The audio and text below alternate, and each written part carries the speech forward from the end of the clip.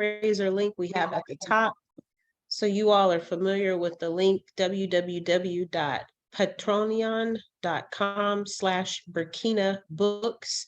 Thank you so much for your consideration in donating. We truly appreciate any support you all are willing to give. We say every time at the end of our seminars that we're asking you all to support Pan-Africanist organizations that are working for justice. And so this is precisely the kind of work that we're doing and why we're asking for your support. We start today's topic by understanding and going over some principles that we may already understand and know, and just basically defining what justice means. So when we think about justice, we have to understand that there's a very simplistic way of understanding how justice is lined out. And so we can think about it as a concept in terms of understanding what the difference of right versus wrong would be, or also truth versus an untruth, right? So when we think of justice, we can think about it as a concept that teaches us how we understand the difference between something that's defined as being right. This could be an action, a behavior, a moral value, an ideology, right? Versus something that we would consider to be wrong. Again, a behavior, an action, a moral ideology, whatever that might look like for you. And then, of course, the difference between something being truthful based on being able to support that with concrete evidence, facts, whatever that may look like, versus something that is untruth, which may not be supported by evidential base of facts or whatnot, but maybe someone's opinion or maybe someone's experience that may not necessarily lead to it being truthful for a larger group of people who obviously are not going to always have the same experiences. And so if we think about that, then we can start to really break down just how much lack of justice exists in this capitalist imperialist sphere that we find ourselves living in. No matter what part of the world we live in, capitalism and imperialism impacts us every single day, every single moment of every day. It impacts us, and we're encouraged. We're consistently and constantly encouraged and guided to embrace how we should support capitalist institutions. That is drilled into us, not just from the moment that we're born, but I would say it's drilled into our parents. And it's drilled into our parents who are carrying us so that they can have us be born into this world where they have been drilled with understanding that they should be supporting capitalist institutions. So why wouldn't they pass on that same understanding to their offspring? Why wouldn't they? From the moment that we're born, we're pulled into these institutions where we have expectations and where we become elitist, from little things like baby showers to the child's first birthday and what those things may look like. We also should understand that these capitalist institutions, no matter of whether they stand for truth or justice, this is what we're pushed to do, is to support them. So even if they are not defined as being a justice for people, so based on the definition we just talked about, right over wrong, truth over an untruth, even if they don't stand for those things, we're still expected to support them. We're still expected to support them. And I can give you some examples. We just talked about how important it is to support Indigenous people because we acknowledge the struggles that they have been through. We acknowledge that we are still on their land today. In 2023, we acknowledge that. And we have reason to believe that they have every right to kick us off. And so we should express gratitude. We should acknowledge and mention it every day until we're blue in the face, that we are very clear that we are on someone else's land. Someone else owns the land that my feet are touching right now, that my car is parked on right now. We need to acknowledge that, you all, and really think deeply about how much of an impact that has been on our Indigenous comrades. We need to think through that very, very carefully, because we are using their resources, because land provides resources. We are using their aquifers. We are using their soil. We are using all those things. So tell me why, if we're acknowledging all these things and if we are showing gratitude and appreciation and value and sentiment towards Indigenous people, then why is capitalist institutions teaching us that we should celebrate a day that marks one of the largest notes of genocide to Indigenous people? It marks one of the largest cases of Indigenous folks being raped.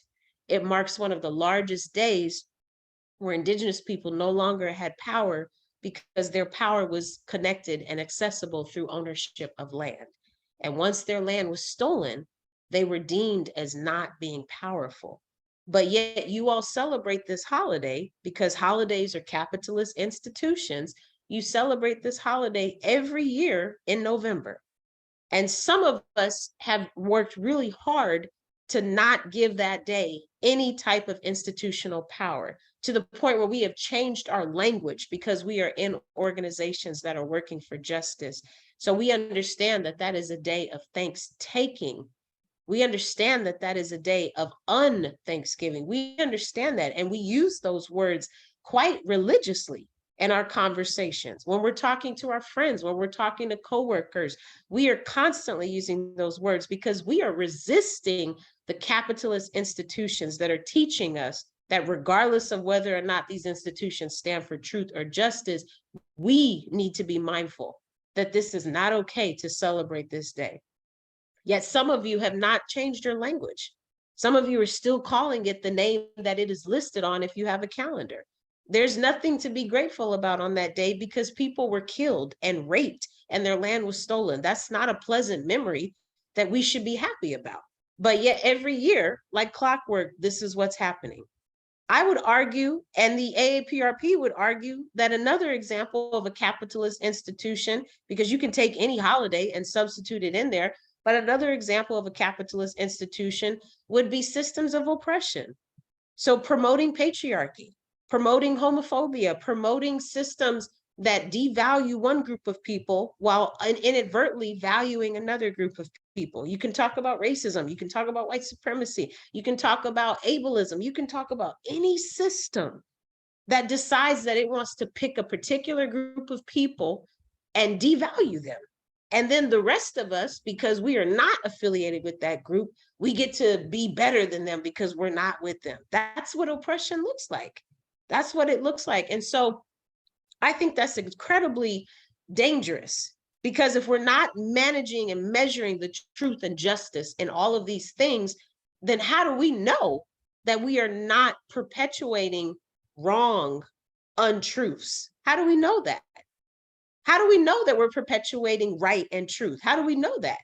Because capitalism does not stand for right and truth. Capitalism stands for things that are wrong, and it stands for mistruths. That's been the whole basis of how America got its seed and started growing, was based on wrongdoings and mistruths. Lie after lie, after land being stolen, after land being stolen, after people being stolen from their land, after people being raped and murdered and killed and experimented on and devalued, and children being ripped away from their parents, children never seeing their parents again, children scared that they would not be able to make it through the night because they weren't sure how to cope, other children not really understanding what their natural identity is because they have been forced to learn a new language.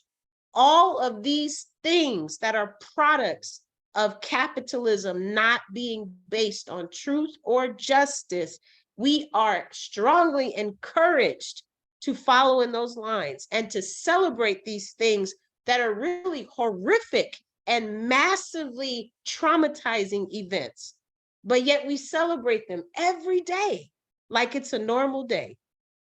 We don't question them because we're not increasing our political education. We just accept them for what they are. We're not critiquing them. We're not analyzing them. We're just accepting them. I had a conversation with a family member today. I forgot to tell you about this, Daddy, so I have to tell you about this later. But I had a conversation with a family member today, and they were talking about how they needed to have a medical procedure done with their eye. They're very concerned about the potentiality of developing cataracts, and they're very concerned about the outcome of the surgery. So me, with my health communication background, and them not having any type of information or analysis that I have been doing for the last 6.5, 7 years. Okay. All right. So I say to this person, I understand that you're worried. This is an example of accepting capitalist institutions, by the way, pay attention. So I said, I understand that you're worried. You should do your own research though, because you're saying that you're concerned about this surgery. So you should do your own research, because if your provider is telling you surgery is the only outcome, there's just too much technology, there's too much research, there's too many things that exist on the market now. Surgery cannot be the only treatment option. It can't be, because the eye industry would go out of business, because they have competitors, because that's what imperialism is. They have competitors everywhere. So they're going to have different options for you because they want your money, and they want your insurance company's money, and they want to make sure they get their fee for reimbursement. So you should do your own research, and then you should bring that research to your provider and say, hey, I know you said that this was an option, but I'd actually like to go with this, and I want to see what you think of that. And then the person responded to me. Again, this is what I'm writing my dissertation on. So no, I'm not an expert, but I guarantee you I know far more than this person. This person responds to me and says, well, if there was something new out there, they would tell me. They as in the provider. And I said, not necessarily. I said, there's new advances in technology all the time. But if people aren't keeping up with that kind of stuff, A, because they're not interested, or B, because they're not being exposed to it and being notified about it, how would they know? Oh, they would know. This is a center that specializes in eye care. I said, that doesn't mean they know everything. Well, they're a really good provider, and they would just tell me. And I was like, it has nothing to do with being a good provider. And so this is an example, you all, of just how capitalism just teaches you to just take stuff and to not critique it. That's exactly why I shared that example with you. And I just thought it was fascinating that this person was literally scared to death about the outcome, but was not willing to take control of the situation. That just fascinated me and blew my mind. And I told myself, don't get upset. This person has limited information and probably doesn't know that they deserve to be an advocate for themselves as a patient. So that's why I tried to share what I shared with them. And I said, you have a responsibility as the patient. You don't have to just follow the system and follow the rules. You have a responsibility to challenge the system. It's your insurance money. You should be able to spend it the way you want to, because they're going to collect that payment the way they want to. So you should make sure that you're getting what you need to get out of it. And so again, because we're not taught to analyze things, this is the danger of that. This is the danger of that, to then where you find yourself in your, mid to later point of life, and you're still just accepting information that's handed to you. You're not really thinking about the information, and you're certainly not thinking about different ways to critique the information. You're not thinking about that. It's really important that we really unpack that, because that's why capitalism thinks that it's winning. Because enough of us are not fighting back against critiquing the holes where things are inadequate, where things are not making sense, where we know that things are not making sense, but yet we're really not fighting back because I guess we're scared of being punished. Which brings me to my next example. We're expected to honor these institutions, even though they show us no honor. I was just thinking about this the other day. I passed this really well-known park in Memphis, and I was thinking about how this park is named after one of the leaders of one of the Ku Klux Klan chapters here in Memphis. And so it's just interesting to me thinking about how this park is still named after this person. And there was a statue of the person in the park, a famous white supremacist. And so there's a group in Memphis, they had orders and they took the statue down, but the park name hasn't changed. Also, there's thousands of parks in Memphis that are named after Ku Klux Klan white supremacists. So I'm not even saying changing the park names is going to deal with the problem, because white supremacy is yet another system of oppression. And so until we eradicate the entire system, it doesn't matter how many statues you take down. It also doesn't matter how many park names you change, but it does defeat the purpose to me if you remove the statue, but the name is still the same. So as a city, we're still saying, oh yeah, over there by so-and-so park. So we're still perpetuating it, right? We're still accepting it. We're still identifying that that park is for that name and that white supremacist, even though we're not really thinking more clearly about why we shouldn't have named the park after a white supremacist in the first place. I think it's just important to think about those things. And so that's an example of how these systems, these institutions, they don't show us honor. But we're expected to show them honor, very much so. And what happens if we don't? If we don't stand for the Pledge of Allegiance, if we don't stand for the national anthem, we get ridiculed, we get stigmatized. We have to take a stand, and we have to make ourselves stand out, even if everybody else that we're with is not willing to stand with us. And that can be really, really risky. I know, because 3 of my friends have graduated this year, and I have gone to their in-person ceremonies where the national anthem has been sung. And I have gone with at least 6 other people and been the only person sitting while the national anthem was being sung. But I think it's important, if you know that you're in spaces where these kind of things are going to happen, and where you are not going to honor institutions that don't honor you, hopefully because you are in a revolutionary organization that's working for justice, then I think it's important for you to have conversations with the people you're affiliated with. That's exactly what I did. I explained to all of them, hey, this is going to happen. And when it happens, this is how I'm going to respond. And they're like, no, no, no, I understand. But you can tell that they're still thinking individually, because they're like, well, I didn't want to be the only one sitting down. It's not about having other people sit with you. It's about you standing for your principles, or in this case, sitting for your principles. Because that's what's important at the end of the day, is you being committed to what you believe in, even if it means being stigmatized, even if it means going against the grain, even if it means having the only backbone out of everybody else that you're with, because everybody else is so used to following the institutional rules, whereas you're the only one standing against them. That's liable for you to be hung. That's liable for you to be shot and killed. That's liable for you to get kicked out of the building. But if none of us have values that resist institutions that are based on capitalism and imperialism, we're never going to get anywhere. And we're going to cut off all of the hard work that our ancestors have worked so eloquently for to get us to this point. We're going to completely disacknowledge all the work that all of these folks have done, that we know of and that we love, because we're too afraid to continue that baton that they've passed to us. It can't be like that. We have to continue, because the children who haven't even been born yet deserve a better future, you all. We are demonized when we realize these contradictions. And when we speak out, we're stigmatized, we're shunned. People think we've gone crazy. There's all these things. And so you have to understand, sometimes it can be lonely. And that's why we say to join an organization that's working for justice, because if the people you're currently affiliating with are stigmatizing and alienating you, then maybe the people in your organization will be able to give you more of a reinforcing foundation for why what you're doing is the right thing.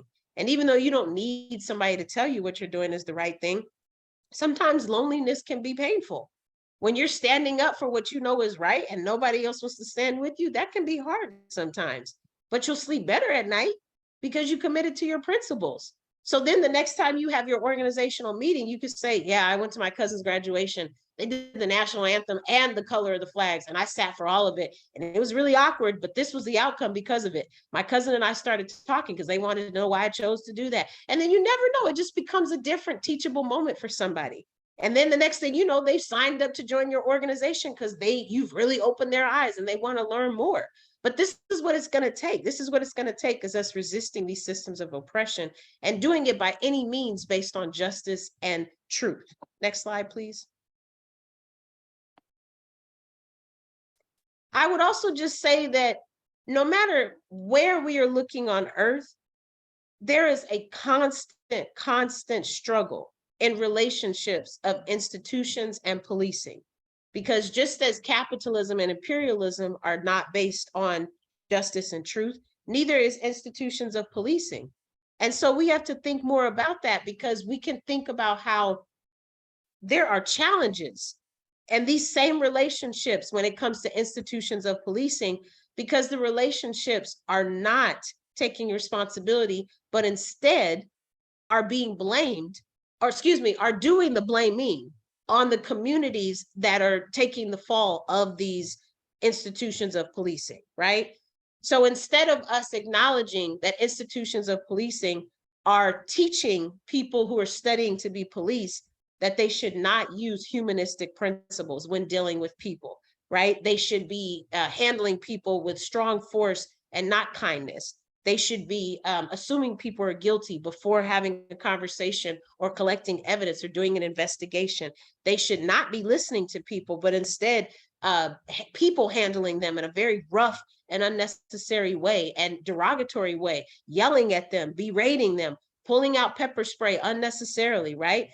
Beating them unnecessarily, like all these things, harassing them, following them for 3.5 blocks for no reason at all. Meanwhile, the person who is under the influence of driving while African is really not enjoying that, right? And so the blood pressure and the anxiety starts to rise, all these things. And so I say this to say that instead of acknowledging how these institutions of policing are training people to not treat other people with humane ethics, instead of doing that, we're blaming the communities that are being targeted by the policing of these institutions.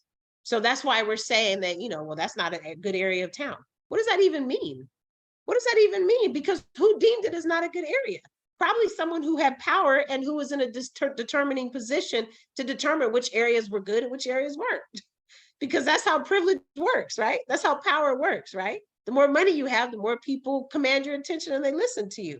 So that's important to know. And then it's also important to understand that this is still another example of how truth and justice are not connected at all to how we navigate the world, how we navigate the spaces that we're in.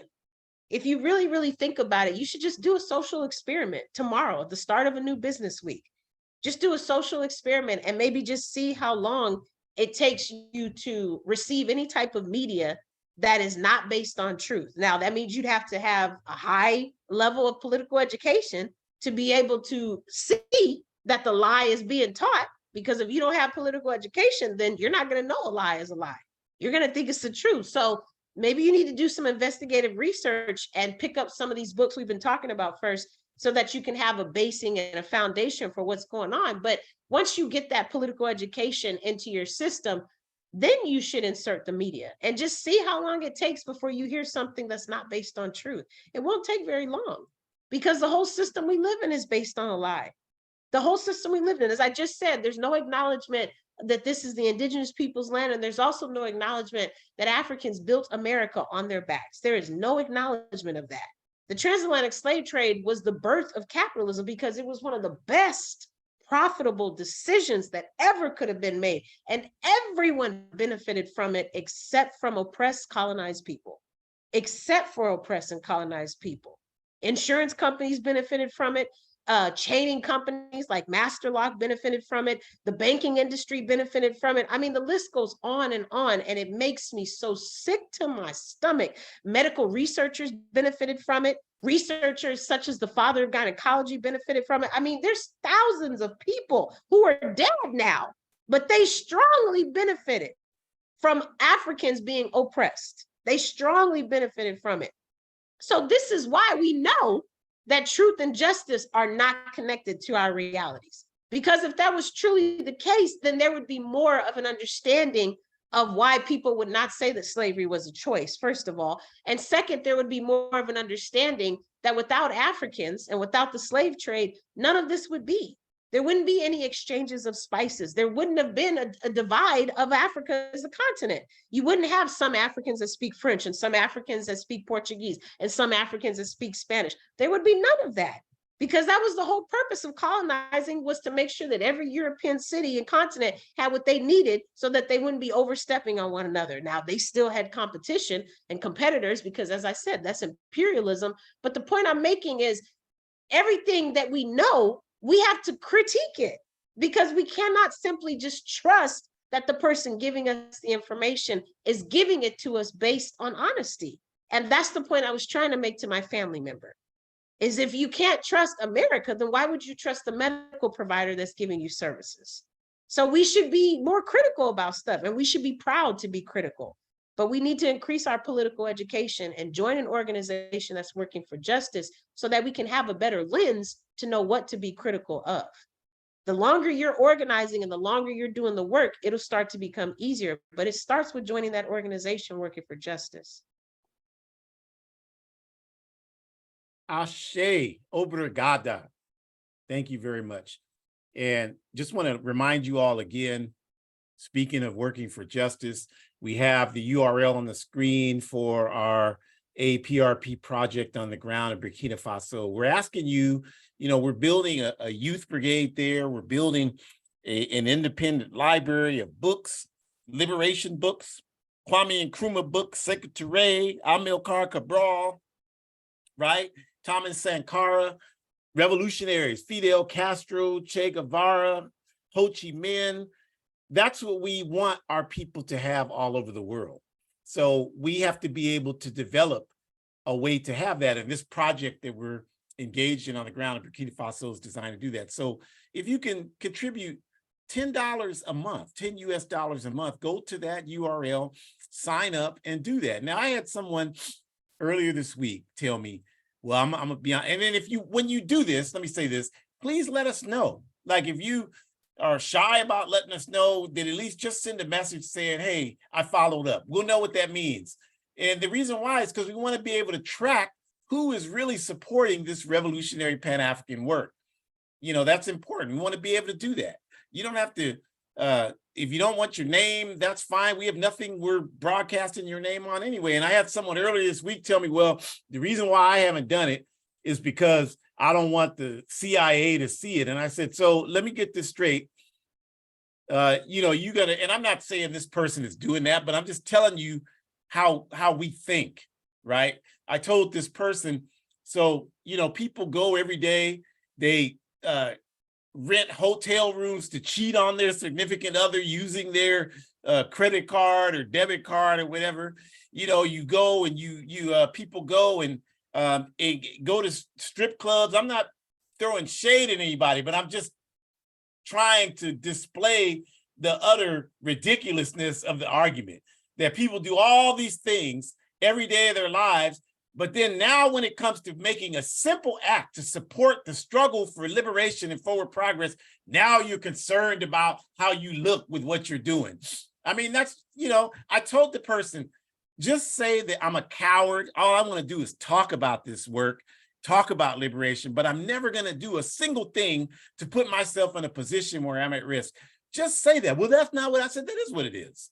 You'll never convince me otherwise. Like, that's exactly what that is. So go ahead and let's support our movements. That's how we build the strength so that one day we don't have to give a damn what these people think about what we're doing. And that goes straight into how we're talking about this question of policing, right? Because as Shakur talked about, in a capitalist dominated reality, policing is always simply security services for the super rich, the ruling class capitalist families. So when we talk about the world today, the capitalist families are people like the Rockefellers, the DuPonts, the Kellogg's, the Rothschilds, all of these families. These are actual people, and they own and control the means of production, right? If you look at the Rockefeller family, for example, they own and controlling stock interests in Chevron Oil.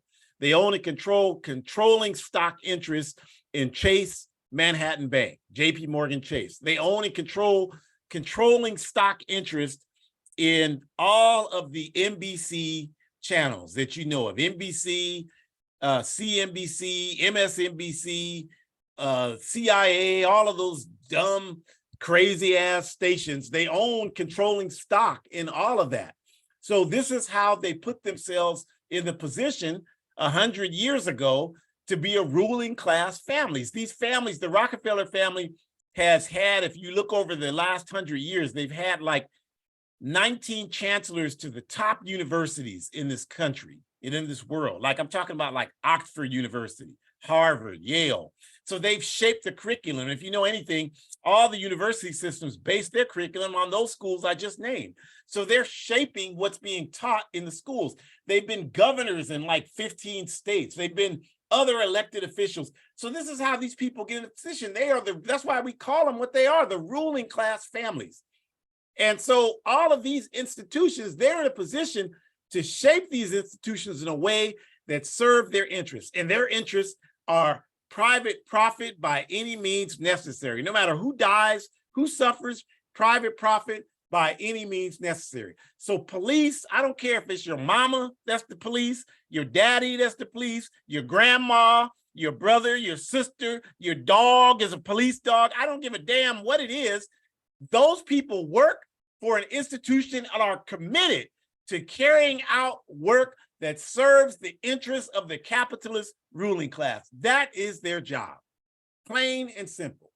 And working people are always going to be guilty in the capitalist system. It's not a balanced scale where, oh, they say innocent until proven guilty. You all know we're guilty until someone can hopefully try to prove us innocent, but we're guilty.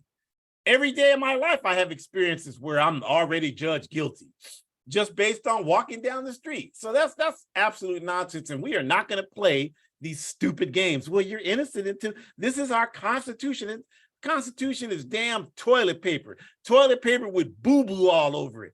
In fact, the toilet paper with the boo-boo dripping from it and the urine dripping from it is more valuable than that goddamn Constitution. There's no question about that, because at least the toilet paper at some point served a practical purpose on this earth. And that goddamn Constitution hasn't served any practical purpose since those crackers that wrote it put it into existence. So that's why we're saying working class people have got to understand that you are going to be guilty no matter what. You don't have any rights in this society. And I said that intentionally, working people, not just black, brown, red, and yellow people, poor white people. It's just the only problem with poor white people is the overwhelming majority of them are so goddamn stupid. They're just so committed to the capitalist system, as stupid as hell, just consistently stupid, have set a Guinness Book of World Record for stupidity in being so loyal to the system that doesn't give a damn about you. But they're still in that class, whether they realize it or not. They're still a part of that working class. And any challenge that people make against capitalism is always going to be criminalized. It's not going to be, well, you know, you're standing up. Look at people are commenting because all of these football games in this backward country, they're taking a moment and kneeling in support of Zionist Israel. And, you know, a lot of Africans are pointing out, well, when Kaepernick did it, Colin Kaepernick did it, it was, well, of course. Like, you're surprised by that? I mean, they're showing you exactly who they are. Like, the only reason why that could be something that could be an issue for you is because somewhere in your subconscious, you still believe that this has the potential to be a just system, and you still expect things to be done in a just way. All of us who understand this system, like, of course they're going to do that. I want them to come. I want Trump, Biden, whoever the hell it is, I don't care. I want them to get up one day and come to a press conference with a Klan robe on. That would be the best day of my life.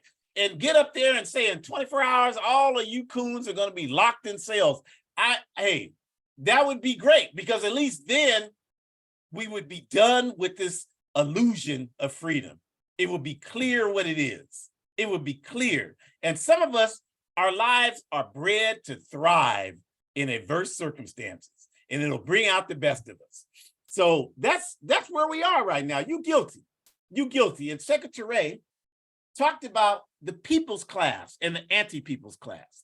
And this is how the world is shaped, you all. When Comrade Ahmed Secretary talked about it, he talked about the people's class being comprised of people who advance values and practices that serve the interests of humanity. And the anti-people's class is a class of people who operate in a way that goes against the interests of the masses of society. And we, in the All African People's Revolutionary Party, we believe that Secretary's analysis on the people's class and the anti-people's class is one of the most essential contributions to the class structure format that's most famously credited to Karl Marx.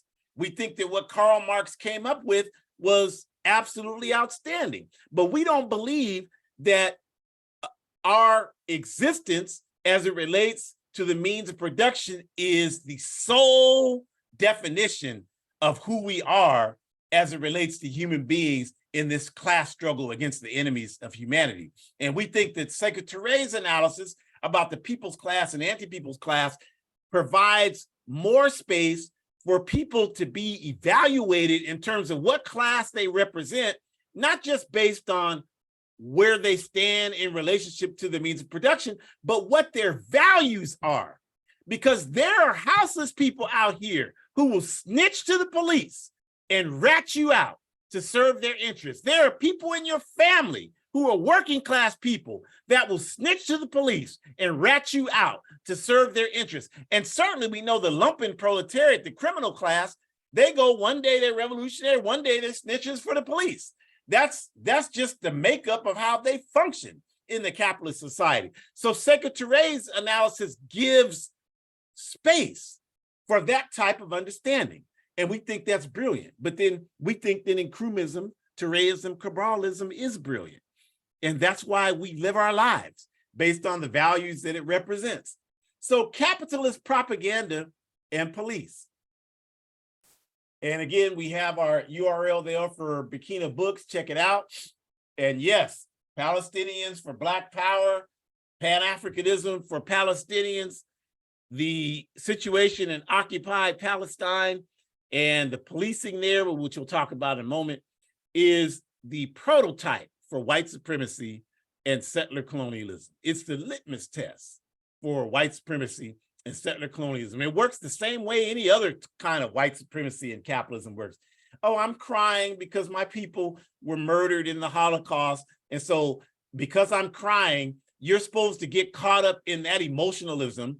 And you're supposed to forget the fact that I'm advocating for a system and a government that has spent the last 80 years exterminating the Palestinian people. You're supposed to forget that and not have any logic about this. And there's so much to this, and we have a program that we'll tell you about next week about that.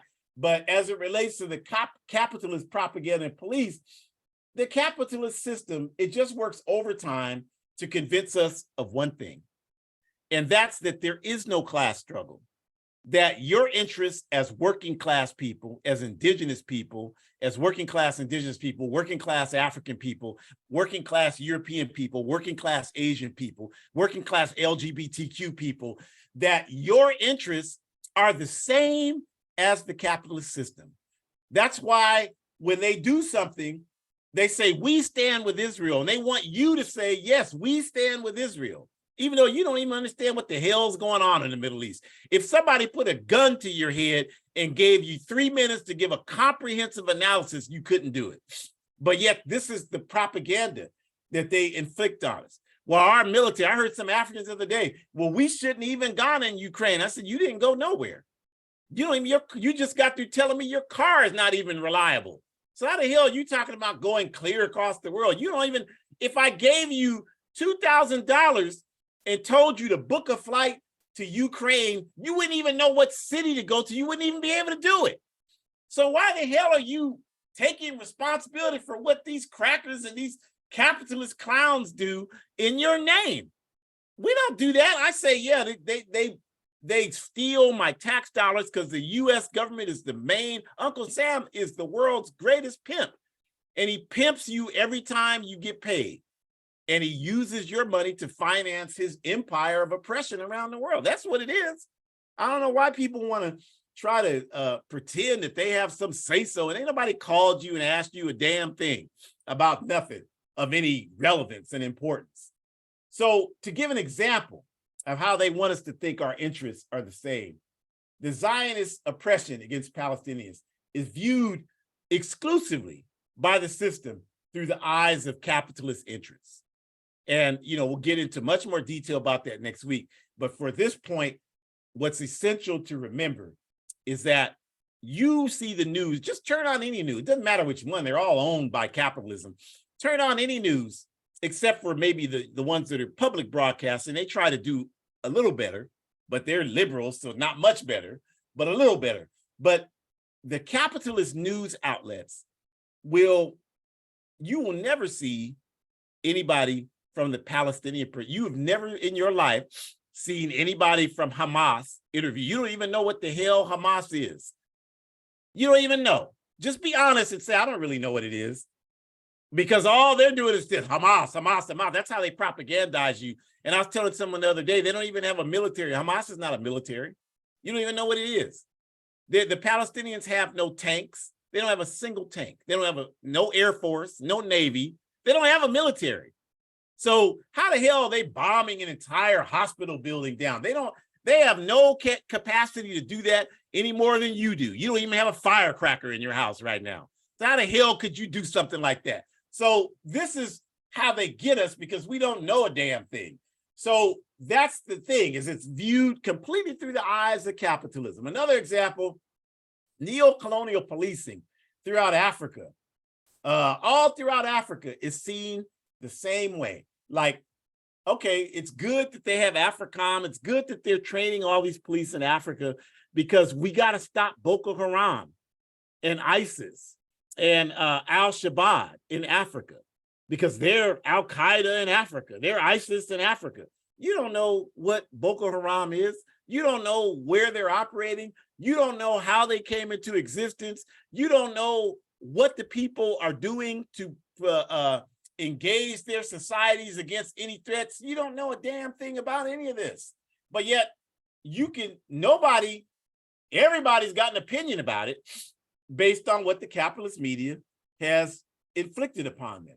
So sentimentality becomes the key instrument used in opposition of logic and truth and justice. I watched a video where this girl got up and at a university, and she was this guy Finkelstein. He's an anti-Zionist Jew.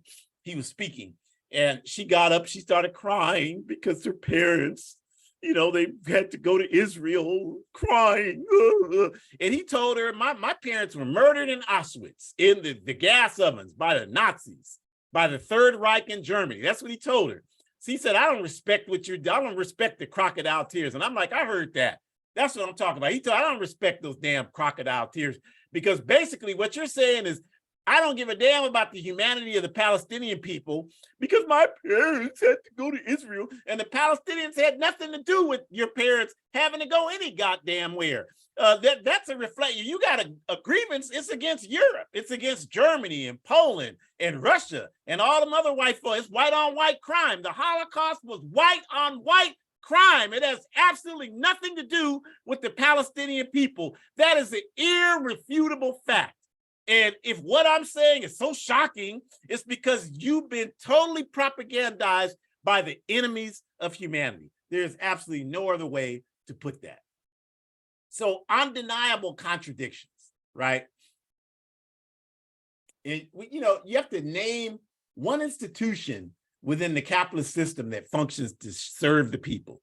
You can't do it. Name one institution in this capitalist system that's genuinely committed to serving humanity. You can't do it. No such thing exists. Now, I'm not saying, I know that there are people that work in jobs, in social service institutions. They do their best as individuals, but talk to them. They'll tell you about all the bureaucracy that oftentimes prevents them from really being able to help people. I know there's people that work in prisons that are genuinely concerned about the humanity of the people who are incarcerated, but they will talk to them. They will tell you that there are all these contradictions that prevent them from truly being able to be humanistic at times when they need to be. And there are even people that work for police departments that have a sense of humanity, but the reality is that their role is to enforce the laws made by the capitalist system. And so those laws are not created based on truth and justice. So whether they're good people or not, they're not strong enough to say, I'm not doing this anymore because it's against humanity, because I got to put food on the table. So that's, you can't run from that. That's a reality. That's an irrefutable reality. So this is what we're saying. There isn't one institution that serves the interests of humanity. Now, police under a socialist system operate in a completely different role than what you see in a capitalist system. For example, if you study, and we didn't have time to get deep into it today, if you study, they tried to make a big deal, I think it was 3 years ago, an African man in Cuba. That picture on the screen is in Havana. It's the Cuban police, the socialist Cuban police. And they tried to make a big deal because the police shot and killed an African man in Havana 3 years ago. And they tried to make a big deal out of it. But and some Africans here got all caught up into it because, we're dumb as a bag of rocks when this stuff happens. But what people did not catch is that the reason why it was such big news is because it had been years since something like that had happened in Cuba. It's happened a few times, of course. I mean, it's going to happen, but it doesn't happen systemically like it does. There's no comparison between the number of people the police kill in Cuba, despite the propaganda that you're provided, and how many people are killed by police in capitalist countries. There's no comparison for that. For example, if you look at theft let's talk about crime. If you look at theft in Cuba, Cuba's a country of 11 million people, right? Roughly 11 million people. Theft, where somebody takes something that doesn't belong to them, that belongs to another individual. Theft averages 62 thefts per 100,000 people in Cuba today, right? This is what it is. This is all, if you want to know, well, how do you get that? The Organization of American States has all these demographic stats. The United Nations is all these, there's all kind of comparable sources. This is how I conduct my life, is getting information. Compared to the US, there's 1,800 thefts for 100,000 people. So there's no, and I could do the same for any crime. It's even more of a disparity when you talk about murder and more serious crime, rape, and all those things. My point is that there is no argument that the US is a safer country, capitalist US is a safer country than socialist Cuba. There's no argument that capitalist Britain, France, all of these criminal thug nations are safer than socialist Cuba. That is not an example. That is not an argument that can be had by anyone other than fools and idiots and clowns and buffoons. But any serious people could never make that argument because all of the data would tell you different. And the fact of the matter is that policing has a totally different role in Cuba. They have people's militias in Cuba. The people have access to weapons. You don't have no militia here. Like I said, you don't even have a firecracker in your house. Most of us don't. We have no plan if something goes wrong. So that is an equalizer because the people have access to weapons, not this person here, but the people in large have access to weapons, and they're trained and know how to use them, know how to get them, and know how to use them. So this is a totally different reality. I know it's hard for people because you can't imagine that here because people talk about, well, we need gun control. Gun control has to start with the capitalist institutions. Don't talk to me about I don't even want to hear about taking no guns from right-wing white people. I don't even want to hear about that. You got to start by talking about taking guns away from the US military and from police departments across this country and in all these capitalist countries. That's where gun control needs to start. And if you're not talking about it like that, then you're just parroting somebody else's capitalist talking point. Crime is so less so in socialist societies like Cuba that they don't have to budget for police like they do in backward societies like this. And that is the reason, and they don't have to budget for military, all these things, because they're not invading countries and stealing their resources. They're not doing any of those things. So that's why they have the money to make education free. That's why they have the money to make healthcare free. They have the money to make sure your living expenses are only a certain percentage of your income. And people here are so goddamn stupid that they can't even stop for a second and think about that. Well, they'll be so quick to tell you, well, there's no money for education. There's more money here than there is anywhere else on earth. It's a question of where the money goes. 50% of it goes to the US military of the tax revenue in this country. That's not even talking about police departments. So it's more than that. Over half of the tax revenues in this country go towards enforcing capitalism and imperialism in a violent way. Period. Dot. No question about that.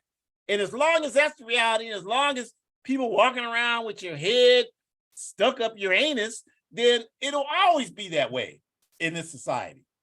Plain and simple.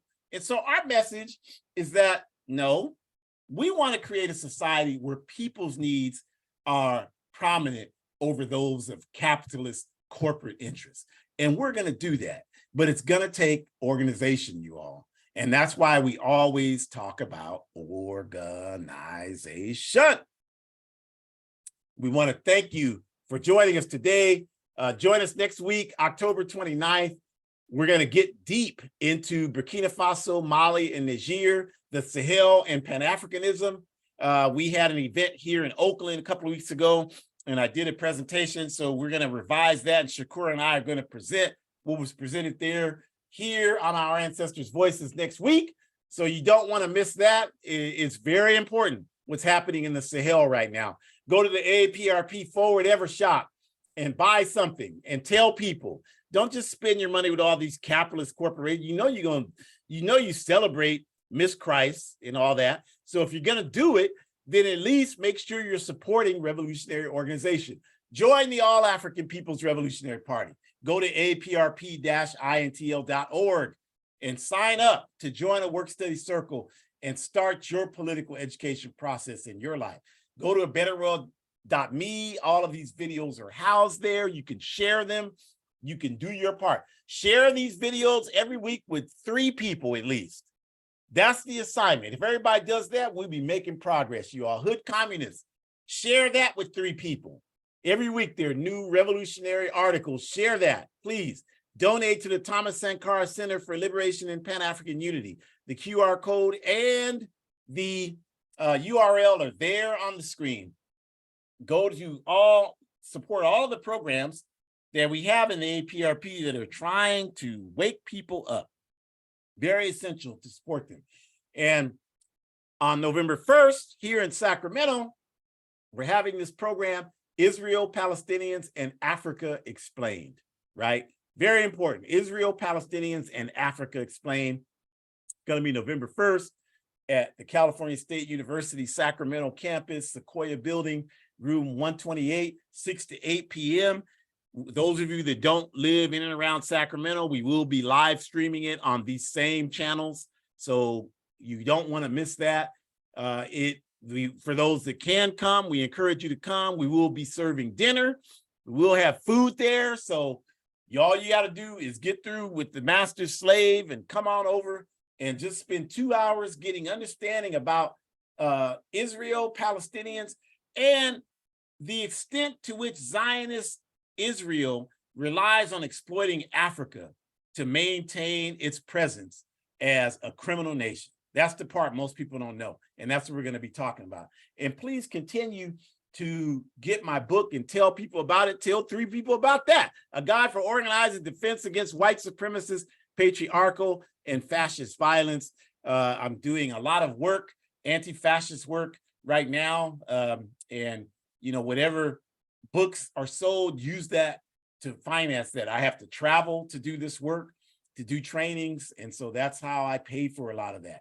So we thank you for joining us.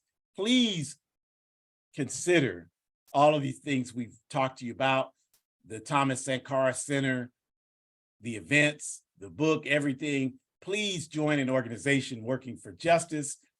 Everybody can make some kind of contribution, even if it's just an hour per week. Stay strong, everybody. We are not the people that they're talking about on TV. We are winning this fight. And all we have to do is further intensify our efforts. Enjoy the rest of your Sunday evening. Forward ever, backwards never.